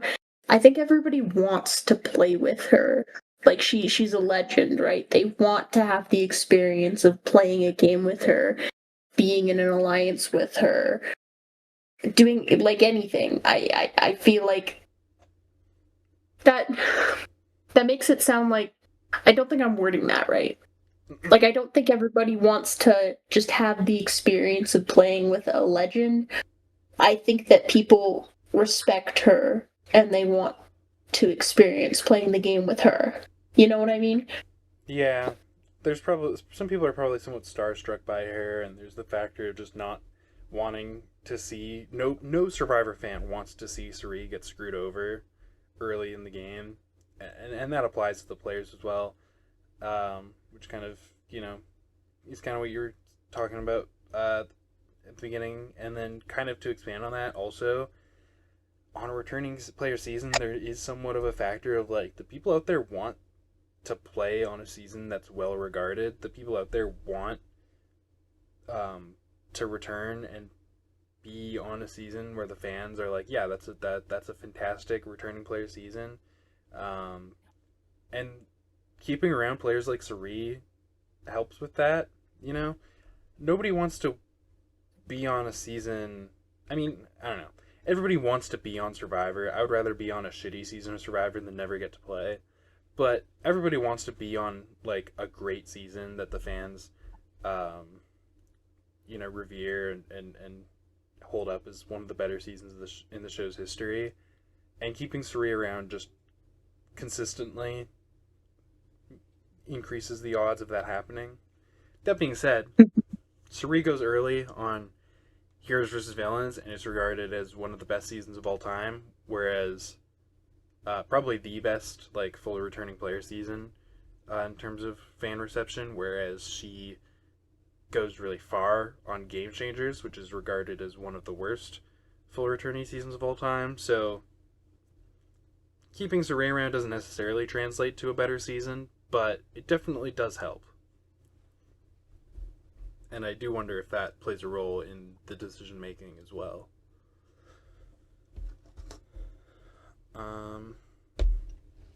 But that's very meta. That's all very meta, and I'd prefer for that not to affect the way that people play. But it's definitely a possibility. Moving on though, we have Genevieve Mushaluk. I feel like Genevieve is kind of the player that Jessika seems to be cheering for coming into the season, if I'm not mistaken. Yeah. You're a big Mother Vive stan. What do you think of the bob cut?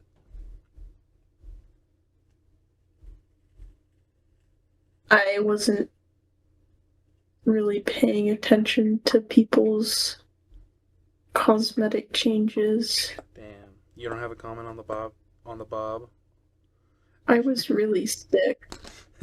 There's this whole thing online where I guess Genevieve or somehow some way it was revealed or leaked that Genevieve would be going into season 50 with a bob cut, and it was just kind of like a meme in the Survivor community a little bit. But aside from her haircut, I think this was a very solid episode for Genevieve, which I was kind of surprised by because I expected her to have a rough start. But instead, we see her form like a bit of an alliance with Stephanie and Colby, and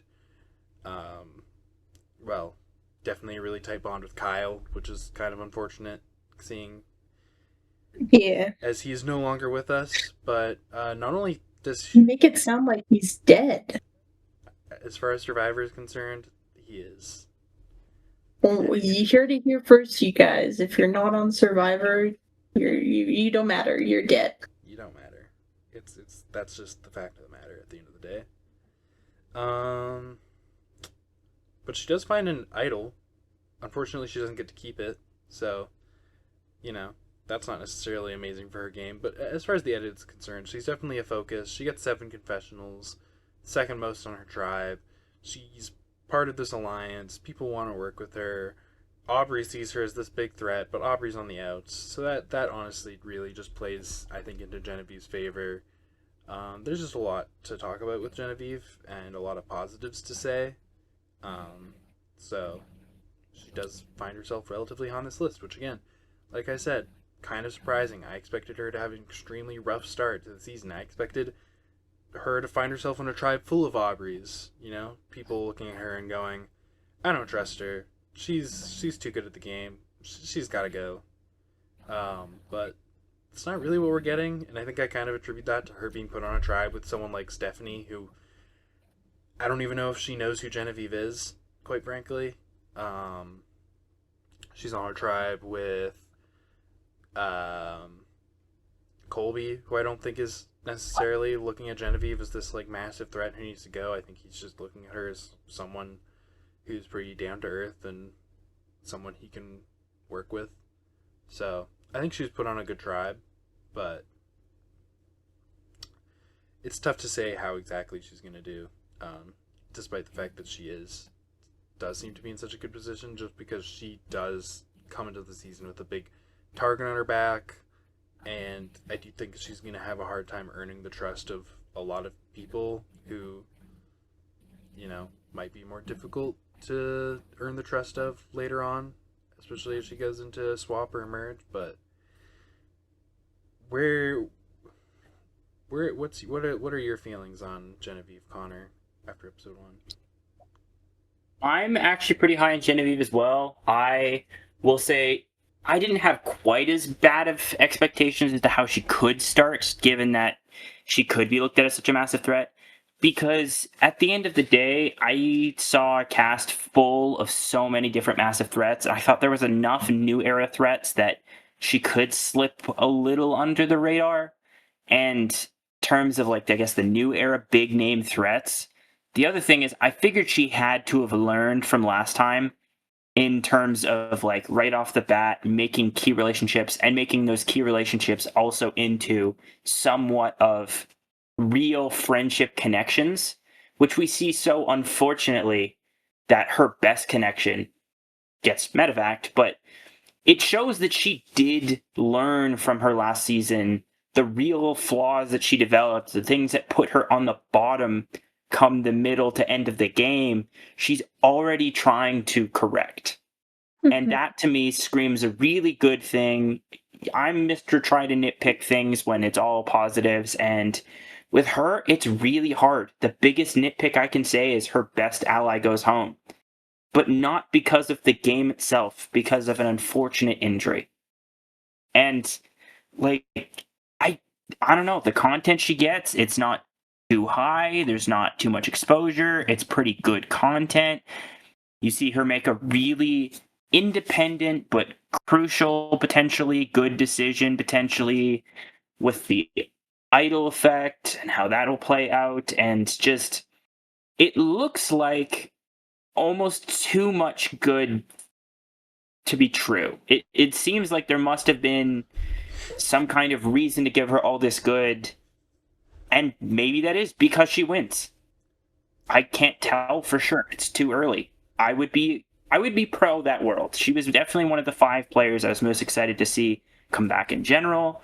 Genevieve would be pretty awesome in my books, and just in general, I think it's a really good thing when some players that definitely are well liked get shown a lot. I know there was a very large reception of positivity for her coming back as a player. I know there was an overwhelming positivity when she started to really open up online and become more of a figure in the Survivor community.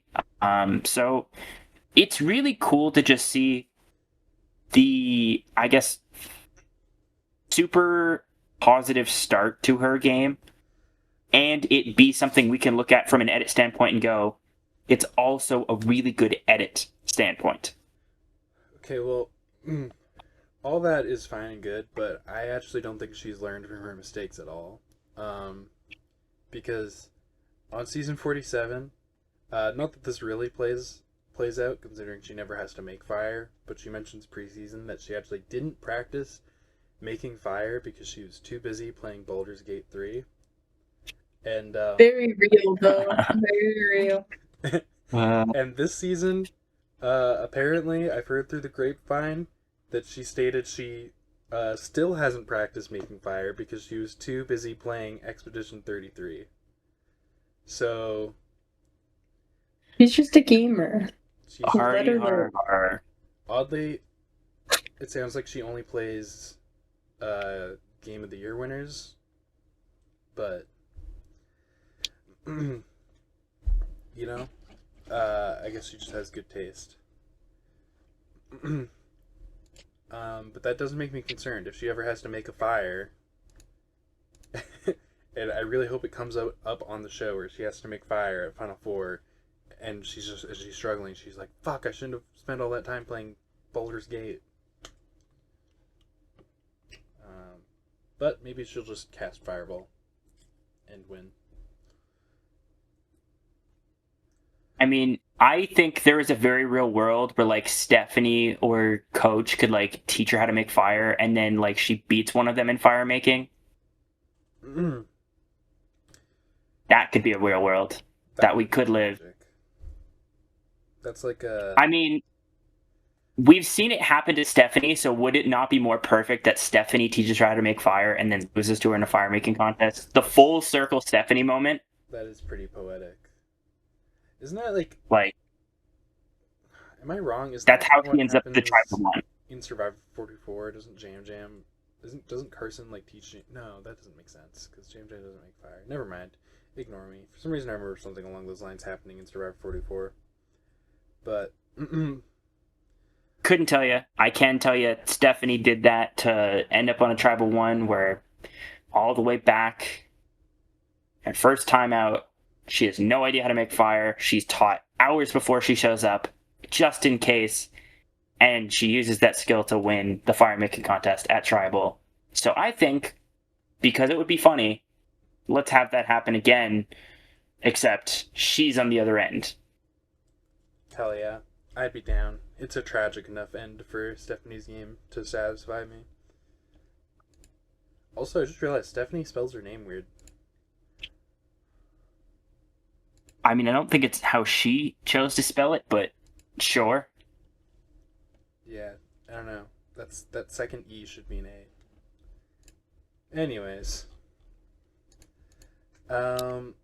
number 6, I have Mike White. Quite frankly, I don't know. Mike, he gets 7 confessionals, which is just, a really good number in my opinion for episode 1 here. He does get a lot of kind of fluff, character content, but we see people talk positively about him. Oh my god, he's got abs now. That's a fun little thing to highlight. He gets the episode title. He talks him talking about him telling Coach about how his win in that challenge was perceived, and Coach just it seemed like Coach was fully dissociating, and Mike just narrating that was hilarious. We just get so much good Mike content here, and it's not necessarily super strategic, but at the end of the day, I think that's fine, considering he is kind of in a position on his drive where if he needs to make a decision, he'll have the power to make it, considering he's kind of in the middle of these two groups. But I just don't have anything as really a smoking gun to be this is why Mike's edit is super good. It's just he gets a lot of content. It's all good content. It's all memorable content, and that's enough to put him high enough on this list, but not in the top 5, for example.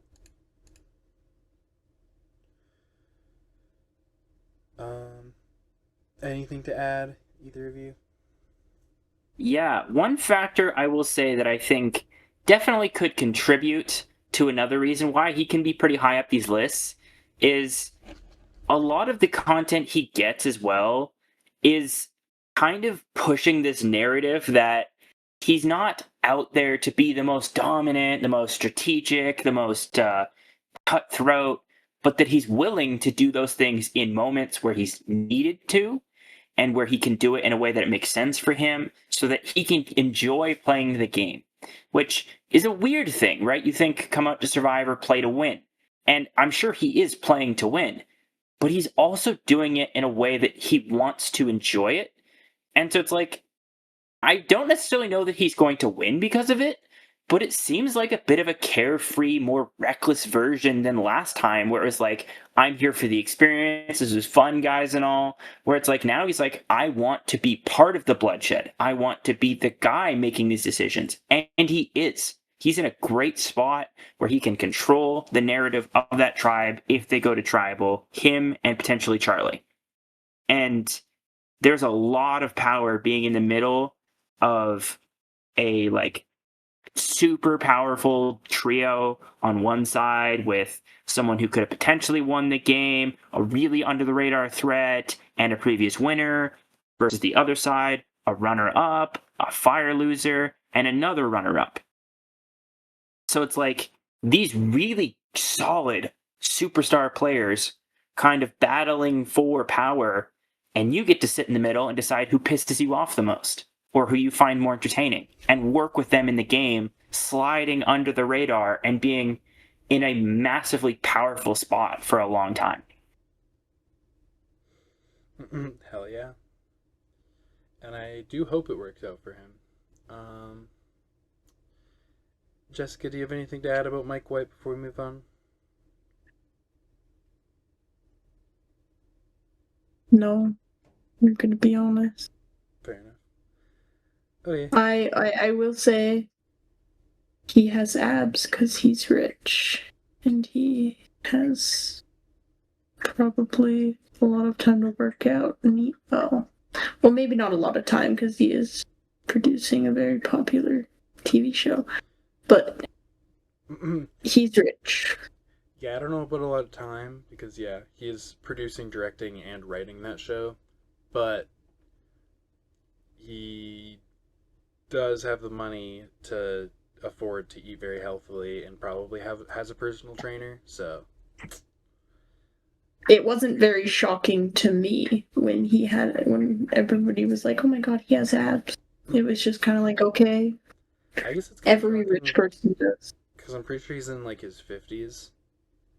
So Have they seen Leon Kennett? No. that's a fictional character. So I know, I'm joking. at number 5, I have somebody who I think has a lot of upsides, but kind of maybe some downsides that keep him from being at the top of this list. I have Benjamin Coach Wade, the Dragon Slayer. I think a lot of people are kind of misreading Coach and rating him pretty low after this episode. They're saying, "Oh, he talks about like, how he wants to play with honor and integrity again," and that's how he lost his last season. It's like, no, that's not what he said. He said he wants to play cutthroat, but still play with integrity. And to me, like, what that means is that he's acknowledging, well, I mean, not to me, that it just does mean that he's acknowledging that he's going to play a cutthroat game, that he's going to backstab people, that he's going to do what it takes to win, but that he's going to do it in a way that has integrity in the sense that he's not going to pussyfoot around it or try to act like that's not what he's doing. And that's exactly what he needed to do to win the last time that he played. So if anything, to me, that's a fantastic sign that he's learned from his past mistakes. Now, you could say that's potentially contradicted by the way he reacts to the whole situation with Ozzy, and like Ozzy kind of sells the way that Coach plays that fight for supplies is like, oh, he was playing dirty, and this gets to back around to him, and he is like, no, Ozzy's besmirched my honor. I didn't play like I didn't play dirty. Like and I get how that could be seen as a contradiction, but at the same time, he's not wrong. Like, Coach played the challenge, and he's suddenly a bad guy for literally just playing the challenge. Like, Ozzy was the one who's trying to make up rules, and trying to enforce those made up rules onto other people so that he could win this challenge. And Coach didn't even agree to that, but somehow he's like this big asshole, conniving dickhead for, again, let me emphasize this, playing the challenge and not throwing it to Ozzy just because Ozzy asked him to nicely. You know, I just But don't see. they made a deal.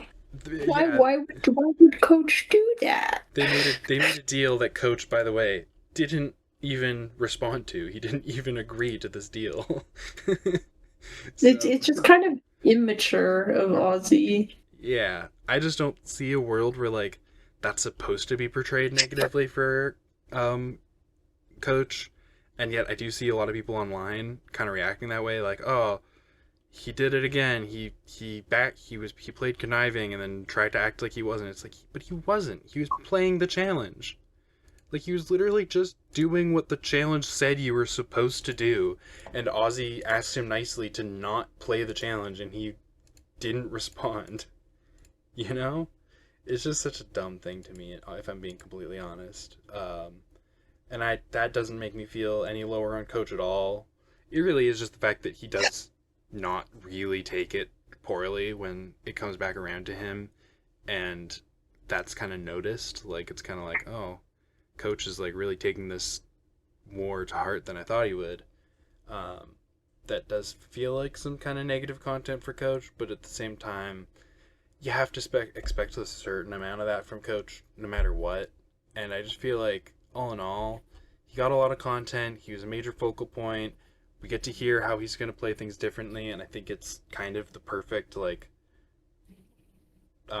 explanation for how he plans on playing in a way that might be more that might lend itself more to him winning. It's just that one little kind of moment that's a little bit maybe not as flattering that keeps him out of the top four, but really I do think this was an extremely solid episode for Coach. And to add on, because I do have a slightly different opinion, I do have Coach in my 4 spot. I do think right now, if you gave me 4 names, I had to give them to you. Who do I think wins the season? He's one of the names I give. And I think the biggest thing to add on to your point of he looks like he's changing, it looks not only like Coach has realized his mistakes, but he's willing to acknowledge the fact that he has to give other people this perception that he hasn't necessarily changed. And some people are confused by his potential lack of change. I think he's doing it so well that some people are just not picking up on it. I think what he has done is a great way of showing, oh my God, I'm still the same emotional person. I have these feelings, but I'm honor and integrity. And it's like, but no, he said he was going to be cutthroat. And the first opportunity he had to be cutthroat, he quite physically takes an opportunity away from Ozzy. And I don't think there is an easier description of obvious change than I said I'm going to do this, proceeds to do this.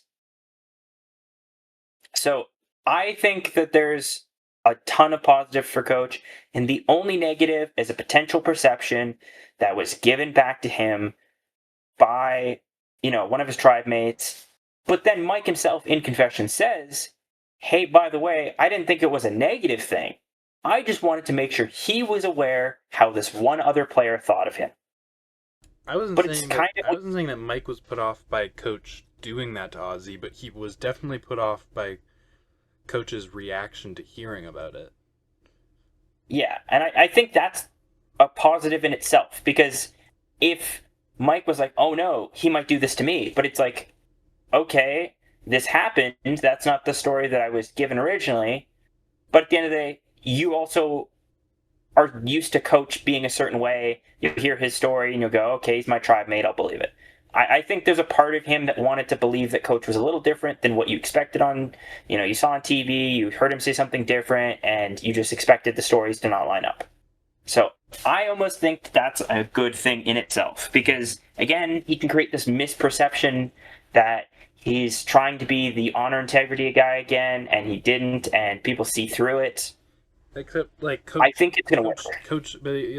Except Coach did, take it really poorly. Coach actually did, get super emotional about it. It wasn't like a facade or an act. He actually did get super emotional about the fact that he was being portrayed in that way. And not only that, but Mike noticed it and was put off by it. Yeah, and I guess I may not be explaining it well, but I think that's a positive thing in the sense that it allows other players to realize the Coach they're used to isn't the Coach they're seeing, and that they don't necessarily know how to evaluate him in a way that it's bad for Coach's game. Except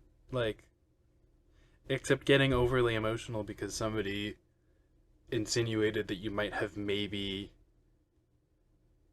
done something somewhat dishonorable is the Coach that people are used to. So if anything, it's just giving people a reason to think that Coach is going to continue to play the same way, and it's not as though that's intentional on Coach's part, because that was his genuine reaction to hearing that in the moment, and he did actually genuinely get overly emotional about it.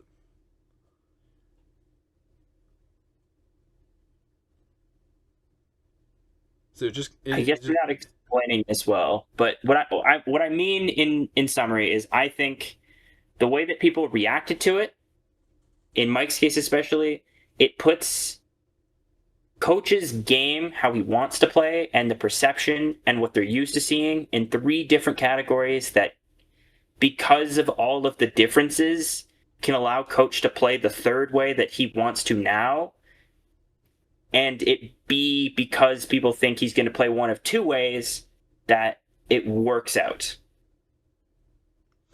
I don't know. It just kind of feels like a masterful gambit type moment where you're giving him way too much credit for something that, like, explicitly we were shown he genuinely did overreact to the situation and genuinely did handle it immaturely. And so I feel like that kind of has to be a negative for him. Hey, maybe I'm overrating what coach's intentions or how he reacted. I think it's going to benefit him in the long run, is, I guess, what I took from it. Okay, I mean, fair enough. If that's all there really is to say, then we can move on. But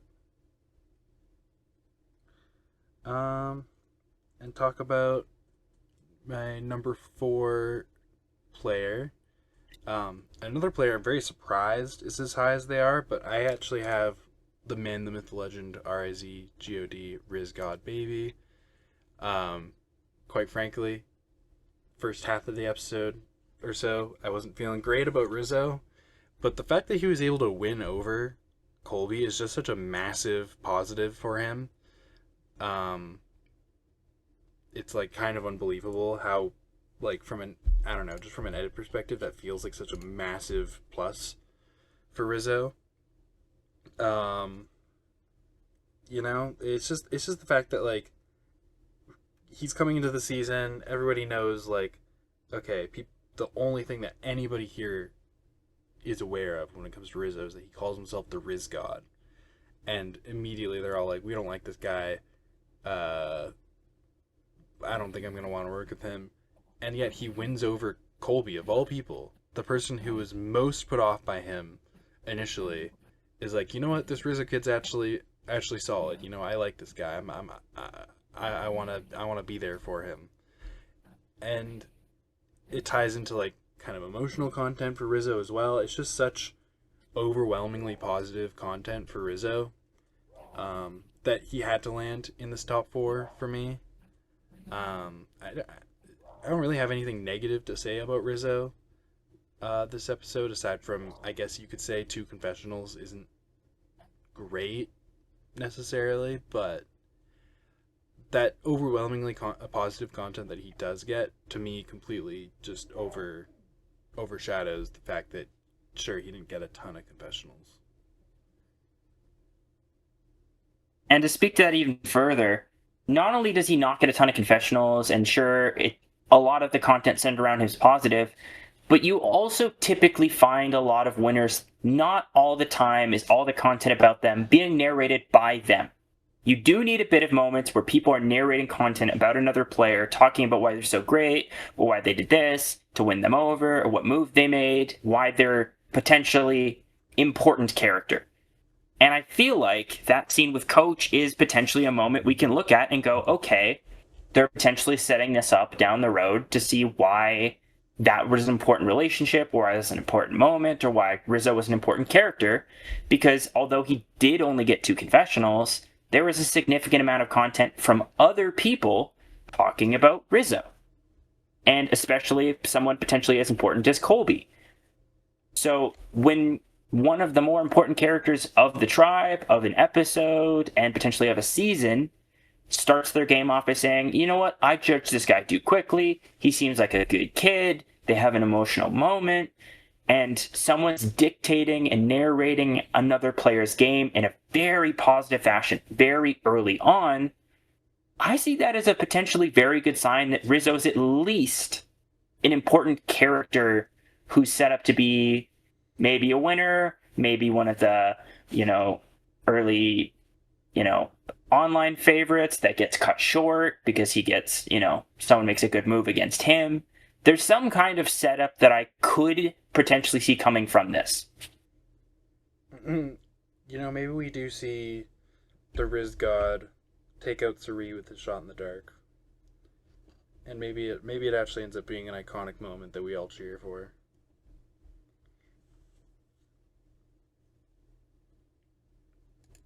Because I joked about that, but like, you know, I mean, I could see Rizzo in some way playing a role in like taking out like a massive legend of the game and it being like a genuinely iconic moment. never say never. After all, he is a god. Yep. We get to move on to the next player. Yeah. Okay. At number 3, I have Rick Devens. Rick obviously has his really tight duo with Christian. That gets a ton of focus in the episode. Rick himself gets a pretty solid amount of content with 5 confessionals. One of those confessionals being his iconic newscast, which I think it's good that we got that in the first episode from him. Uh, I do think it's funny we see him talk about how he has no interest in idols, and then like one of the most prominent scenes that we see of him is him and Christian looking for idols together. But at the end of the day, I just feel like this was such a positive episode for Rick. He's shown to be in a power position on his tribe. Everybody's coming to Rick like, here's what I want to do. What do you think? What do you want to do? And he really feels like the leader of his tribe as far as just the power that he has and the position that he's in.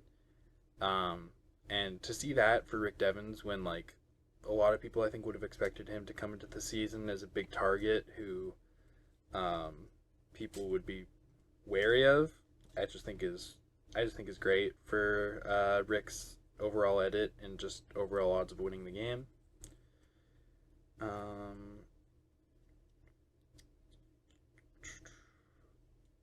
Anything else to add for Rick?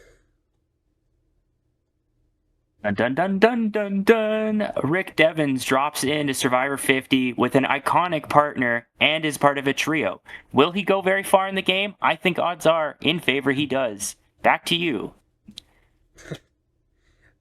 I do want to ask Jessica, what's your opinion so far? I feel like,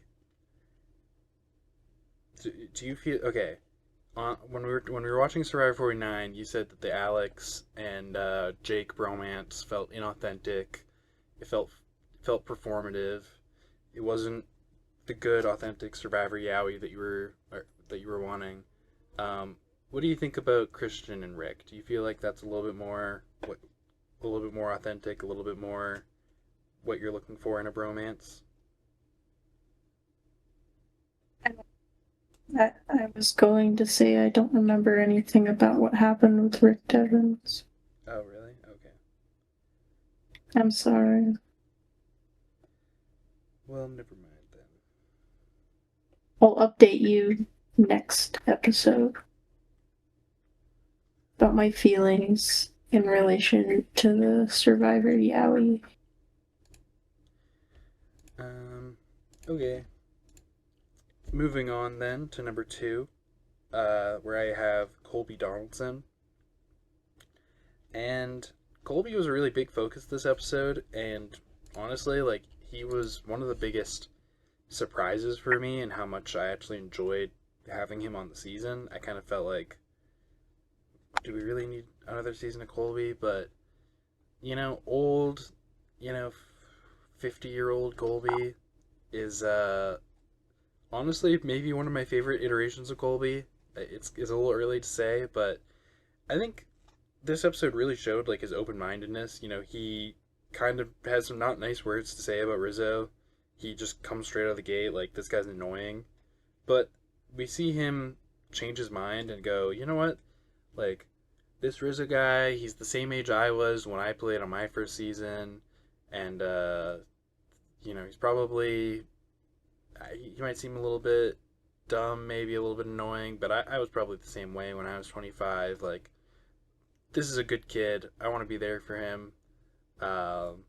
and we just see Rizzo get really emotional about the whole thing, and it's just such good, wholesome, positive content for Colby, showing him being very open-minded and forming solid bonds. Of course, he's part of an alliance as well. He's working with Genevieve. He's working with Stephanie, and those relationships are really highlighted. Um, so all just good things for Colby. Really, 5 confessionals, very solid amount. Um, and I just don't really have anything negative to say about Colby so far. Um, anything else to add for Colby? The only negative thing that I have to say is he seems a bit quick to judge, but I'm glad that he is not set in his judgments. Yeah, he does judge Rizzo pretty quickly. He does, and the fact that he goes to Stephanie and is so blunt and just being like, "This Rizzo guy's annoying," is like a little bit. I don't know, but that's the old school mentality. He doesn't mince his words, I guess. I'm Colin, gonna say, you're yeah, probably the as biggest someone Colby fan who's, here. oh, I absolutely am, and I'm gonna say something that might shock you. This is, without a doubt, my favorite Colby iteration so far. It's one episode. I know it's very early, and it could change. But if we get this Colby for the rest of the season, this will be my favorite Colby ever. First off, he comes into the game. He's like, I judged myself. I looked at my past seasons, and I feel like I've come to a place where I can evaluate. Okay, what did he do wrong after that first season? He realized the game is more than just these, challenges, surviving on an island. You have to actually play a game. You have to make connections. You have to make strategic decisions. So what does he immediately do? He immediately sits back and he goes, okay, I'm wary of these people. I like these people. I want to work with these people. He goes to people he likes. Okay, I like this Kyle guy. Kyle, who do you want to work with? Let's make that a group.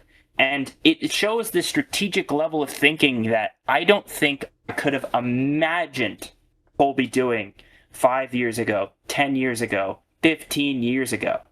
So it's like this whole different version of Colby that I didn't expect. And I was like so optimistic that somehow we would get this version of Colby. And I kept saying it and I kept saying it. And somehow it is the version we've seen so far. If Colby goes the whole game, he's in the best physical condition he feels like he's been in a long time, meaning he's capable of competing in challenges down the stretch, and he'll make it through the 26 days of the new era with no significant worry.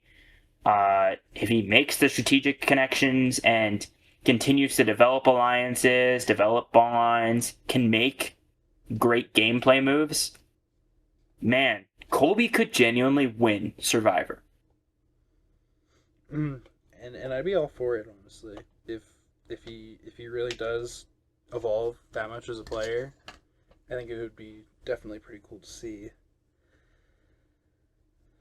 Well, that just leaves one player left to talk about, my number one pick, and I did do these rankings before I saw anybody else's rankings, but this seems to be pretty much the consensus online for the person who's most likely to win at this point.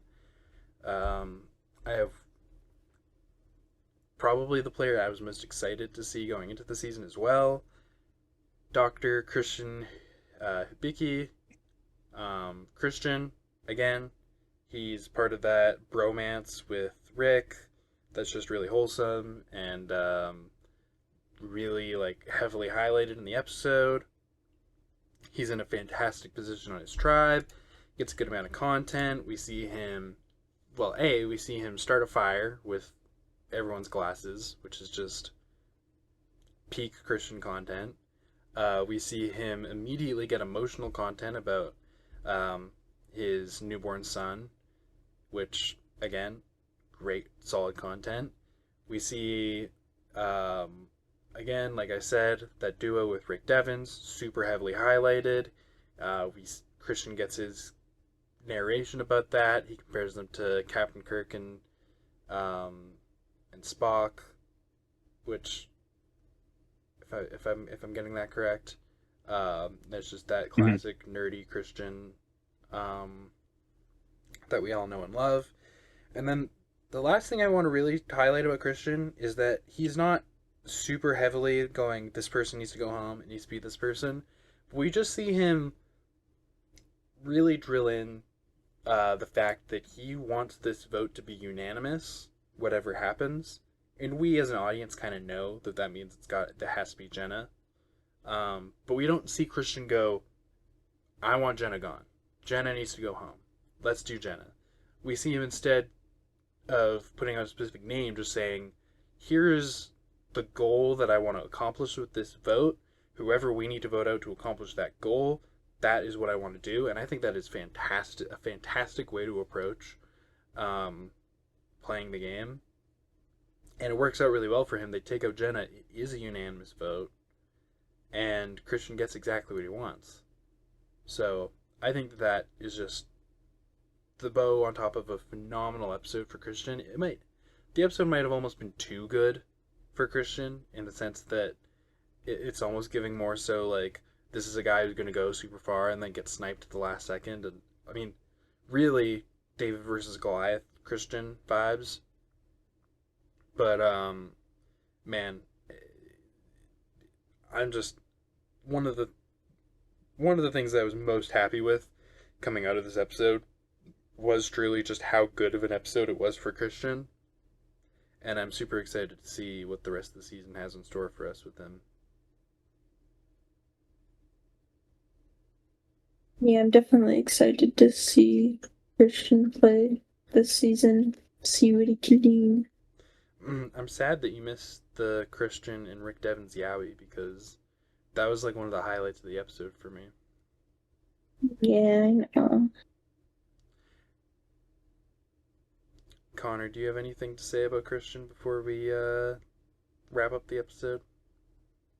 I mean, what isn't there to say about Christian? He is just everything that you want out of Christian in episode 1, while also being one of the best players in terms of edit, in terms of being one of the best players in confessionals, not being too overexposed, not getting too much filler content.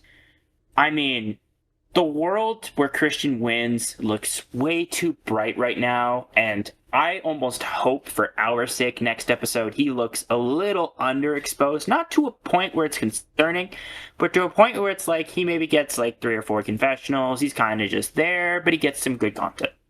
Because I want to see this Christian win more than a lot of people can imagine. It's just, the world would be so bright if we could see a Christian Hubicki Survivor 50 win. Because again, there's just so much good and there's not enough bad that's concerning. It's like the world of Christian wins Survivor 50 and it's like the dolphins and the rainbows and like the sparkles and bubbles, you know what I'm talking about? A little bit. Yeah. That meme, I recall something like that. That's kind of how I feel. And the fact that even if he doesn't win, the fact that he is the current like number 1 Edgic contender after episode 1, that alone is enough of a win for me as a massive Christian fan. And Jessica just saw Christian's game on Dave versus Goliath, so she she said that she's excited for Christian.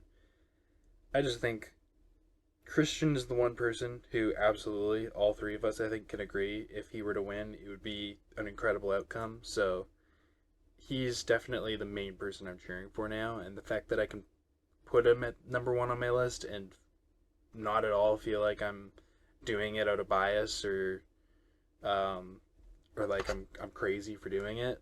In fact, it sounds like it's kind of the popular opinion to have, if anything. Again, it's just I feel blessed, truly. But that being said, that kind of wraps up our thoughts and opinions on all the Survivor 50 players after episode 1. I'm excited for next episode. We will have 2 fewer people to talk about because this was a long one. But we hope you guys all really enjoyed episode 1 of Survivor 50, and we hope you guys all enjoyed episode 1 of our Survivor 50 podcast.